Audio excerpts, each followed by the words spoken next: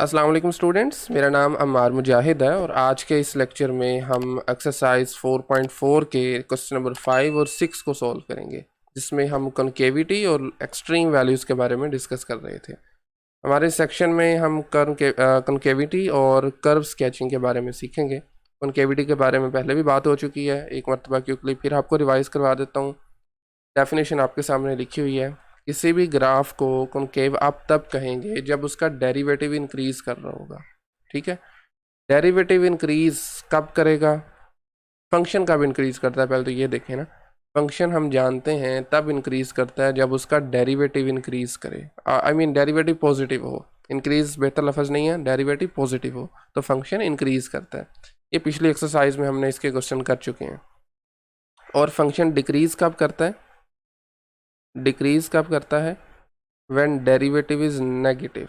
यही रूल ज़रा यहाँ पर भी अप्लाई करें। वो कह रहा है डेफिनेशन में कि कनकेव अब तब होगा जब डेरिवेटिव इंक्रीज करेगा। और डेरिवेटिव कब इंक्रीज करेगा? When double derivative is positive. और डेरिवेटिव डिक्रीज कब करेगा? When double derivative is negative. ठीक है, ये एक एग्जांपल दी गई है, आप इसको डेफिनेशन के थ्रू इसको देख सकते हैं। एक्स क्यूब का ग्राफ है हमारे पास और इस ग्राफ के अंदर ज़ीरो से राइट पे हमारा डेरिवेटिव इंक्रीज़ कर रहा है। ठीक है, जैसे ही आप ज़ीरो के राइट पे मूव करते जा रहे हैं, डेरिवेटिव जो है वो वर्टिकल लाइन की तरफ जा रहा है ना, इंक्रीज़ कर रहा है।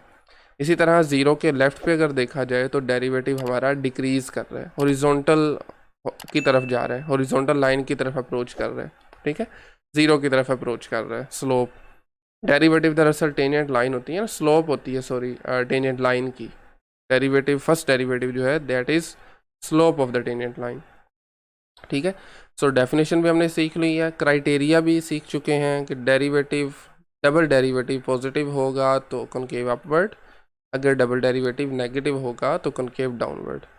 ठीक है, अब this is a point of inflection. ये ऐसा पॉइंट होता है जहाँ पर हमारी कॉन्केविटी चेंज हो रही है।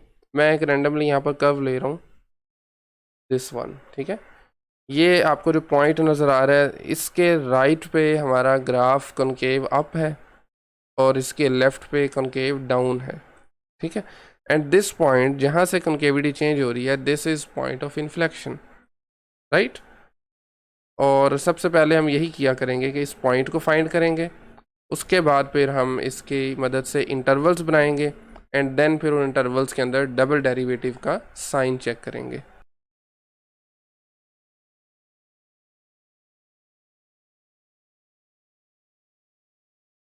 सो this is the second derivative test for concavity, जो ऑलरेडी मैं आपको बता चुका हूँ। डबल डेरिवेटिव पॉजिटिव हो किसी इंटरवल के अंदर तो हमारा ग्राफ उस इंटरवल में कॉन्केव अप होगा, और अगर double derivative less than zero हो, नेगेटिव हो, तो ग्राफ कॉन्केव डाउनवर्ड होगा।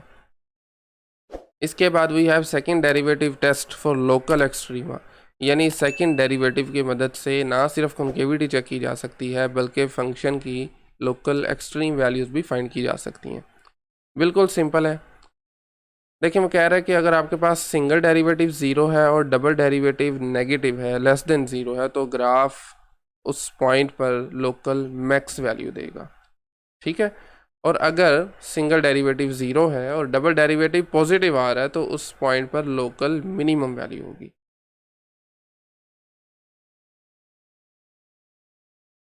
और इसी तरह अगर सिंगल और डबल दोनों डेरिवेटिव ज़ीरो आ जाएं तो ये टेस्ट फेल हो जाएगा। इसका हरगिज़ ये मतलब नहीं है कि उस पॉइंट पर लोकल एक्सट्रीम वैल्यू एग्जिस्ट नहीं करेगी, वो कर सकती है, लेकिन ये टेस्ट उस बारे में हमें कुछ नहीं बताएगा। ठीक है, तो इसलिए बेहतर यही है कि आप फर्स्ट डेरिवेटिव टेस्ट को ही यूज़ किया करें जब मेंशन ना हो, लेकिन अगर मेंशन हो कि सेकंड डेरिवेटिव टेस्ट यूज़ करना है तो फिर आप इसकी तरफ जाएं। ठीक है, देखिए ना, क्योंकि बाज़ अगर ये टेस्ट फेल भी हो जाता है, लेकिन फर्स्ट डेरिवेटिव टेस्ट कभी फेल नहीं होगा, वो हमेशा आपको एक्सट्रीम वैल्यूज़ के बारे में बताएगा। आज भी हम फर्स्ट डेरिवेटिव टेस्ट को ही यूज़ करने वाले हैं, जो कि आई थिंक मुझे रिवाइज़ करवाने की ज़रूरत नहीं है। हमने एक्सरसाइज 4.3 में उसको अच्छे तरीके से किया हुआ है, उसकी बहुत ज़्यादा प्रैक्टिस भी की हुई है।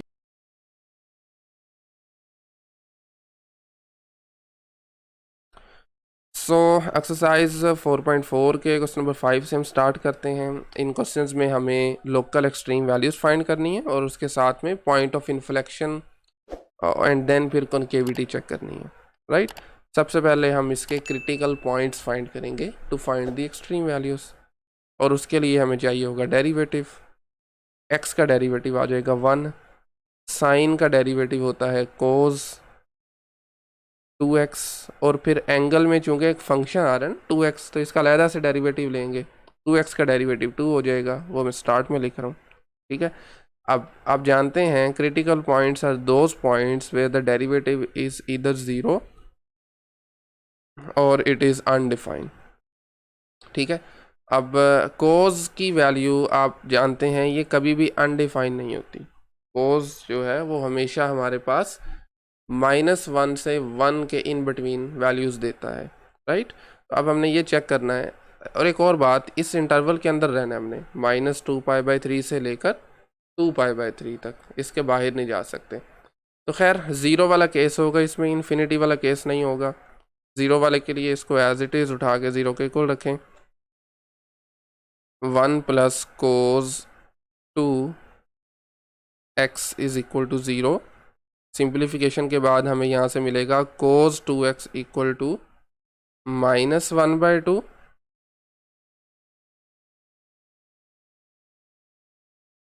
एंड देन cos 2x, यानी cos बेसिकली आप देखें -1/2 कब होता है, इट्स नॉट 1/2, इट्स -1/2। तो कैलकुलेटर वगैरह की आप हेल्प ले सकते हैं। इट इज़ इक्वल टू, इस इंटरवल के अंदर रहना है आपने, ठीक है, और इस इंटरवल के अंदर एग्जैक्टली इन्हीं पॉइंट्स पर -1/2 होगा। ठीक है। कोस जो है वो जब आप -2π/3 लें या 2π/3 लें, कोस की बात हो रही है, नॉट कोस 2x। ठीक है। तो ये हमारे पास -1/2 आंसर देगा। तो आप लिख सकते हैं यहाँ से 2x is equal to cos inverse -1/2, और ये इक्वल होगा हमारे पास ±2π/3। ठीक है, +2π/3 और -2π/3। अब जब आप 2 से डिवाइड करेंगे तो ये 2 और 2 कैंसिल आउट हो जाएंगे, x की आपके पास आ जाएंगी दो values, ±π/3। These are basically the critical points, ठीक है, जो कि दरअसल कैंडिडेट होते हैं किसी भी फंक्शन की एक्सट्रीम वैल्यूज़ के लिए। अब नेक्स्ट स्टेप हम क्या किया करते हैं, इसको रियल लाइन पर प्लॉट करेंगे इन नंबर्स को। सबसे पहले तो बाउंड्री पॉइंट्स आ जाएंगे -2π/3 और दिस इज़ 2π/3। ठीक है।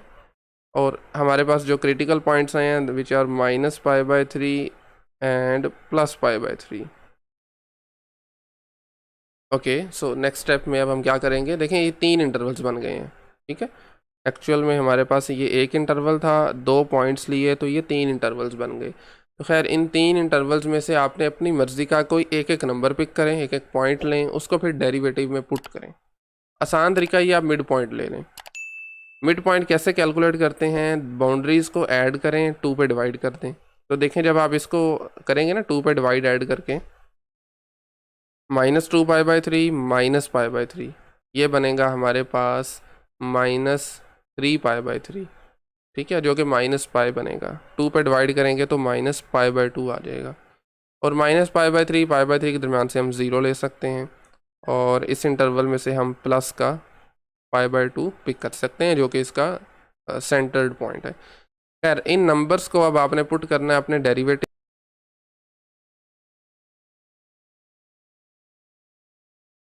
डेरिवेटिव ऑलरेडी हम फाइंड कर चुके हैं, that is y' is equal to 1 + 2 times cos 2x। y' लिखें या f' लिख लें। सो f' -π/2। ठीक है, इसमें पुट करना है आपने -π/2। पुट करेंगे तो 2 2 से कैंसिल हो जाएगा, cos π इक्वल होता है -1 के, तो ये 2 से मल्टीप्लाई होकर माइनस बनेगा, 1 - 2 इक्वल टू -1। तो इसका आंसर आएगा नेगेटिव में। कैलकुलेशंस वगैरह आप खुद आई थिंक डील कर सकते हैं, मैं जस्ट आपको इसका साइन बता दूंगा, क्योंकि हमारा मेन कंसर्न भी साइन के साथ है। उसके बाद आप 0 लेंगे, 0 पुट करेंगे तो cos 0 1 के इक्वल होता है। ठीक है, 2 × 1 1 आ जाएगा, 1 + 2 इज़ 3 विच इज़ पॉजिटिव। तो इक्वल लगाने की ज़रूरत नहीं है, सिंपली लिख दें दिस इज़ पॉजिटिव। उसके बाद π/2 पर डेरिवेटिव को एवेल्यूएट करेंगे, तो सेम लाइन पर आपने ये भी कर लेना है, इसका आंसर भी हमारे पास लेस देन 0 आ जाएगा।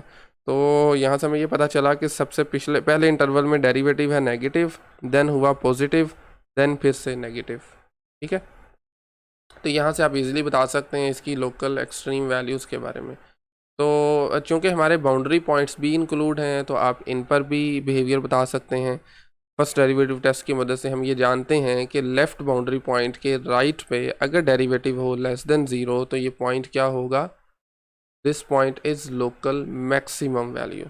और राइट एंड पॉइंट के लेफ़्ट पे अगर डेरिवेटिव लेस देन 0 हो तो ये फिर मिनिमम होता है। ठीक,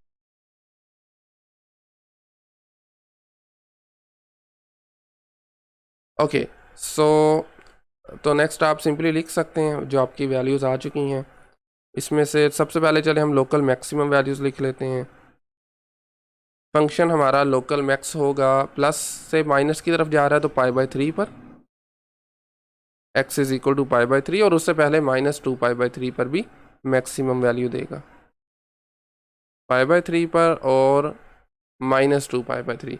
इसी तरह फंक्शन लोकल मिनिमम वैल्यू कब देगा, local minimum at x is equal to, जो रिमेनिंग दो बचे हैं, देखें ना ये माइनस से प्लस की तरफ जा रहा है तो -π/3 पर और साथ में 2π/3 पर। ठीक है, लें जी, ये दो पॉइंट्स हैं जहाँ पर फंक्शन हमारा लोकल मिनिमम वैल्यू दे रहा है। बाकी आप इनकी फंक्शन की वैल्यूज़ बिल्कुल फाइंड कर सकते हैं। आप अगर -2π/3 पर फाइंड करना चाह रहे हैं, फंक्शन में पुट कीजिए -2π/3, सोल्व करने के बाद इसका आंसर आपको मिल जाएगा सिंपली -π/3।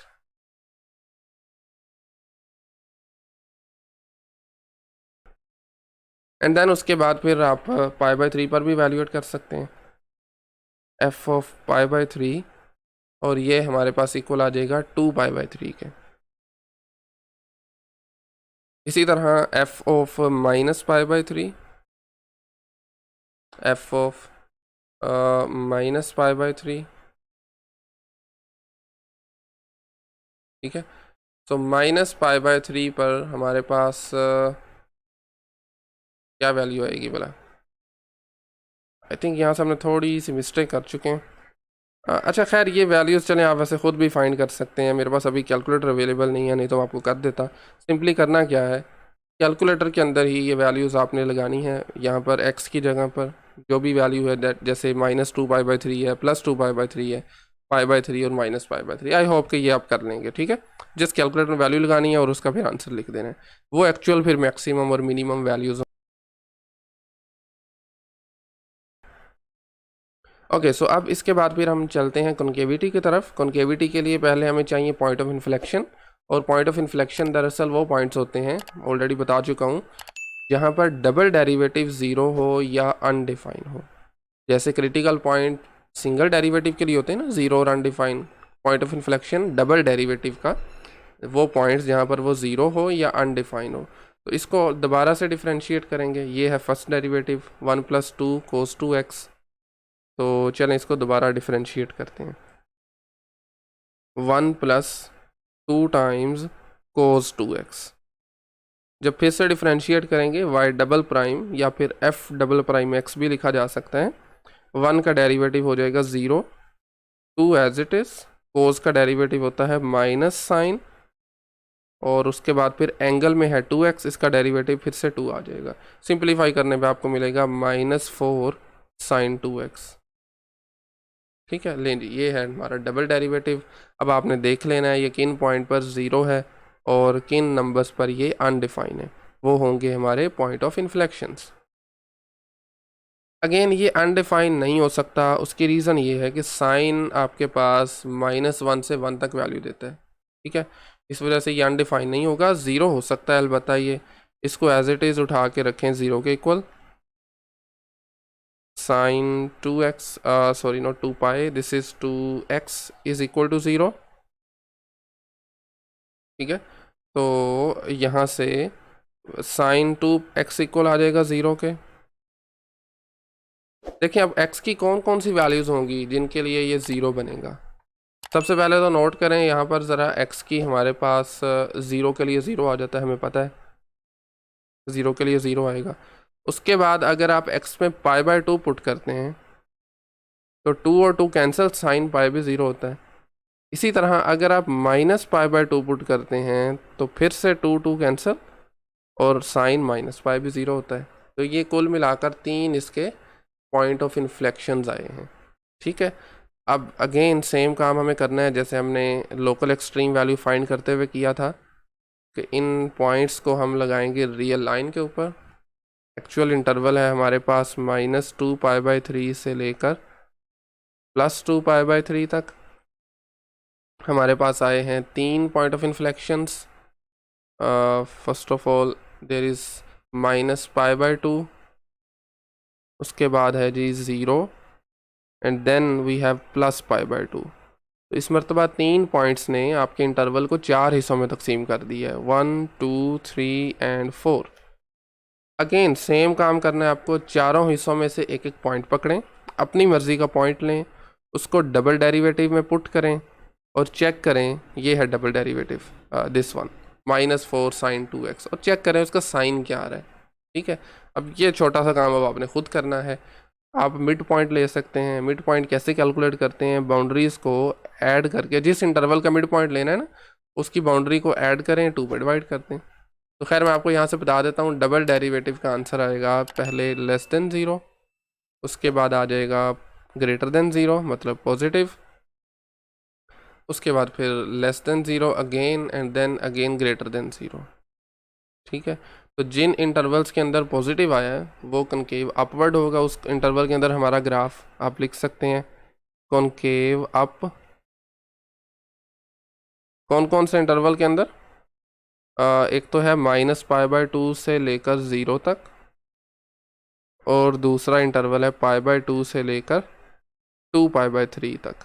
लें जी, इन दो इंटरवल्स के अंदर हमारा फंक्शन, उसका जो ग्राफ है दैट इज़ कॉनकेव अपवर्ड।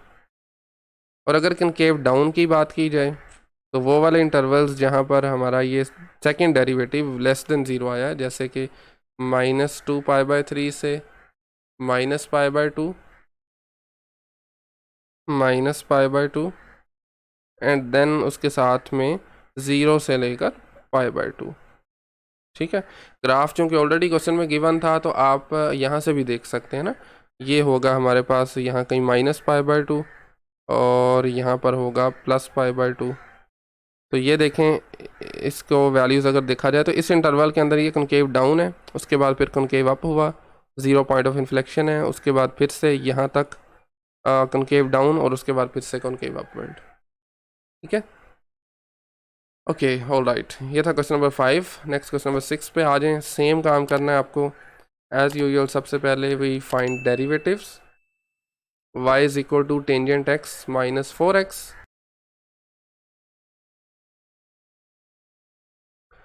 हाँ जी, x का डेरिवेटिव हम जानते हैं 1 होता है, और सॉरी x का कह रहा हूँ, टेंजेंट x का डेरिवेटिव हम जानते हैं सीकेंट स्क्वायर बनेगा, और 4x का डेरिवेटिव 4 आ जाएगा। इंटरवल है -π/2 से π/2 तक, राइट। तो ये डेरिवेटिव आ चुका है, ये कहाँ पर 0 होगा और कहाँ पर अनडिफाइन, वो वैल्यूज़ आप फाइंड कर सकते हैं। तो इसके यानी इसके हमें चाहिए ना क्रिटिकल पॉइंट्स बेसिकली। लें जी, क्या ये अनडिफाइन हो सकता है इस इंटरवल के अंदर? सीकेंट स्क्वायर -π/2 से लेकर π/2 तक, -π/2 से π/2 तक ये अनडिफाइन नहीं हो सकता, क्योंकि ये हमारे पास -π/2 पर अनडिफाइन होता अगर ये इंक्लूड होता तो, और π/2 पर, इसके अंदर ये अनडिफाइन नहीं होता। ठीक है, तो ये वाला केस इसमें फिर से नहीं होगा। 0 पे आ जाएं। 0 के लिए आप इसको एज इट इज़ उठा के 0 के इक्वल रखें, तो यहाँ से सीकेंट x की वैल्यू क्या आ जाएगी? 4 आ जाएगी, सीकेंट स्क्वायर x की, सॉरी। और यहाँ से आप क्या कर सकते हैं, आप चाहें तो स्क्वायर रूट अप्लाई करें तो सीकेंट x इक्वल आ जाएगा +-2 के। सीकेंट जो कि कोज का रेसिप्रोकल होता है, तो दोनों तरफ जब आप रेसिप्रोकल करेंगे तो कोज x इक्वल आ जाएगा +-1/2 के। तो कोज कब 1/2 वैल्यू देता है? डिग्रीज में बात की जाए तो 60 डिग्री, रेडियंस में किया जाए बात तो π/3। तो ये हमारे पास प्लस माइनस π/3 पर 1/2 या प्लस या -1/2 आंसर करता है। ठीक है, तो ये दो इसके आए हैं क्रिटिकल पॉइंट्स। क्रिटिकल पॉइंट्स के बाद हम लगाते हैं एक real line to check the points, कहाँ पर ये लोकल मैक्स है, कहाँ पर मिनिमम वैल्यू दे रहा है। तो इस मरतबा हमारे इंटरवल्स हैं ओपन इंटरवल्स, यानी उनकी बाउंड्रीज इंक्लूड नहीं है, तो इसलिए बाउंड्रीज पर हमें चेक करने की भी ज़रूरत नहीं पड़ेगी। फ्रॉम -π/2 टू π/2 आपके पास आया -π/3 और उसके बाद +π/3। ठीक है, 3 इंटरवल्स बन गए हैं, तीनों में से अब हमें एक एक पॉइंट लेना है। देखें आसान तरीका क्या होता है, मैं पहले भी बता चुका हूँ कई मरतबा, मिड पॉइंट ले लें। मिड पॉइंट कैसे करेंगे, जैसे इस इंटरवल का मिड पॉइंट के लिए पहले दोनों बाउंड्री इसकी को ऐड करें। ठीक है ना, प्लस ये चूँकि माइनस है तो दरम्यान में माइनस आ जाएगा। नीचे से 6 एलसीएम आ रहा है, 2 टाइम्स 3 6, 3 ऊपर आ जाएगा, -3π -2π, ऐसे ही है ना, -3π -2π, बिल्कुल ठीक है। तो ये सेंटर तो नहीं आया -5π/6, लेकिन जब आप इसको 2 से डिवाइड करेंगे तो फिर ये सेंटर आ जाएगा -5π/12। ठीक है, अब आपने ये नंबर कहाँ पुट करना है, अपने सिंगल डेरिवेटिव में, इस डेरिवेटिव के अंदर x की जगह पर। और ये काम कैलकुलेटर का है, आपने जस्ट साइन चेक करने हैं और कैलकुलेटर को आपने रखना है रेडियन मोड में, चूँकि हम पाइस को यूज़ कर रहे हैं। मैं आपको डायरेक्टली बता देता हूँ कि डेरिवेटिव्स का साइन क्या होगा। पहले इंटरवल के अंदर हमारा डेरिवेटिव आएगा पॉजिटिव, उसके बाद फिर नेगेटिव एंड देन फिर से पॉजिटिव। ठीक है, अच्छा यहाँ से आप ज़ीरो ले सकते हैं। ठीक है ना, ज़ीरो पुट करेंगे ना, ज़ीरो वाला तो चलें काम आसान है, सीकेंड 0 1 होता है और 1 -4 करेंगे तो -3।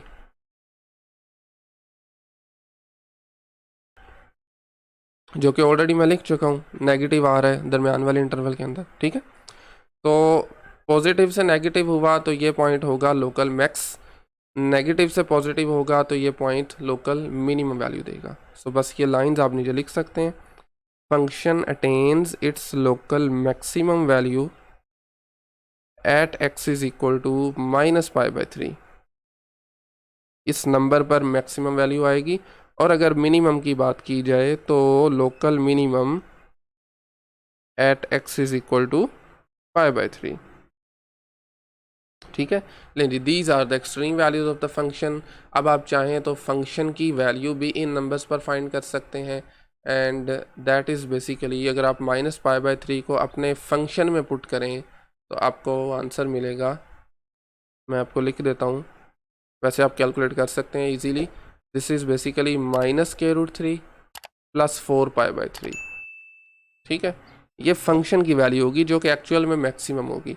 इसी तरह अगर मिनिमम की बात की जाए तो आप π/3 को अपने फंक्शन में पुट करें तो उसके केस में आपको आंसर मिलेगा √3 -4π/3, √3 माइनस यानी साइन चेंज हो जाएंगे सिंपली, -4π/3। ठीक है, तो these are the local extreme values. So अब हम चलते हैं जी हमारे कॉन्केविटी और पॉइंट ऑफ इन्फ्लेक्शंस की तरफ। कॉन्केविटी के लिए हमें चाहिए सेकंड डेरिवेटिव, तो इसको दोबारा से ज़रा डिफ्रेंशिएट करेंगे सीकेंड स्केयर को यूजिंग पावर रूल। चलें मैं एक मरतबा इसको भी एज इट इज़ लिख देता हूँ।